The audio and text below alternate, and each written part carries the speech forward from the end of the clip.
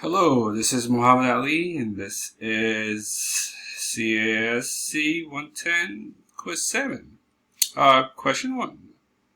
Asking for soup temperature starts at 120, it cools at 1 degree a minute, and then so we have to write a while loop which prints out the soup temperature and the time taken a minute to get the temperature that stops when it hits 112 degree Fahrenheit.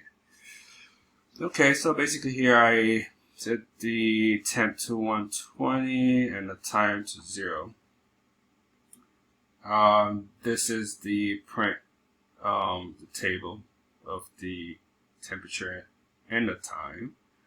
Oops. And so this is the while loop, which I said while true. If the temperature is greater or equal to 112, I'm going to print the temp and the time.